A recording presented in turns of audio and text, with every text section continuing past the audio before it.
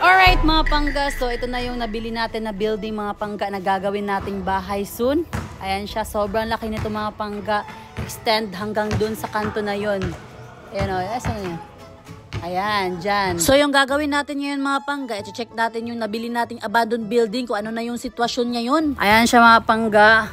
Grabe oh. Daming damo. Tapos yung building, ayan na siya.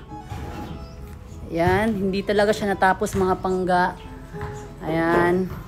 So, madaming mga kahoy dito na kailangan namin tanggalin para bukas sisimulan na yung pag-construct dito sa bahay natin. Excited ka na, Mai? Yes, sobrang excited, Mai. Kasi sa loob ng ilang taon, inuna natin yung mga negosyo at ibang tao. So, ngayon naman is 2025 na, panahon na siguro na unahin din natin yung kaligayahan natin.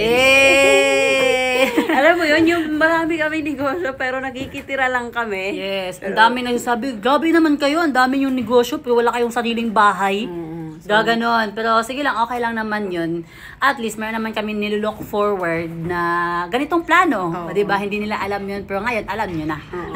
Kasi siguro, kung gusto namin magkaroon ng bahay dati, kaya naman talaga. Bahay, sasakyan. Kaso nga lang, mas inuna namin yung pera namin is mag-aanak na mag-aanak. Compared sa, bahay, maganda, may masisilungan ka, pero ano talaga siya, dead investment talaga siya. Kasi walang babalik sa'yo, expense talaga siya. Tapos yung negosyo, May, marami tayong mga tao na matutulungan. Inuna talaga namin yon para makabigay kami ng trabaho, opportunity sa mga tao na nangangailangan ng trabaho. Di ba, May? Tapos yung mga, syempre, profit namin doon, ikot-ikot lang din talaga namin. Ikot-ikot lang, ikot-ikot. Ikot! Ito na. Sisimulan na. Let's go! Yay! So, kung excited kayo, mas excited kami. Kasi ilang taon na namin itong pinag-pray talaga. Kasi may mga instance talaga sa buhay natin, May, no, na parang gustong-gusto mo nang gawin, pero parang hindi pa right time. Yes, totoo yan. So, this 2025, parang ito na talaga. Ito na talaga. Thank you, Lord. Dahil ito na talaga. Mabubuo na yung pangarap namin na magkaroon ng sariling bahay. Yay! Let's go, mamay! So, ayan. Ito na nga siya sa loob mga pangga. So, madaming changes sa plan natin. Pero soon, malalaman nyo naman. Ayan.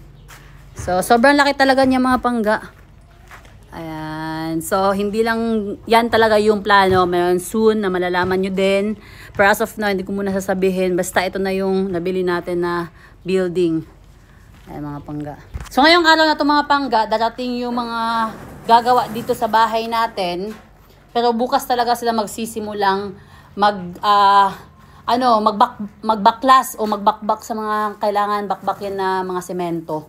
Kasi for recovery talaga yung gagawin dito sa abandoned building na nabili natin mga pangga.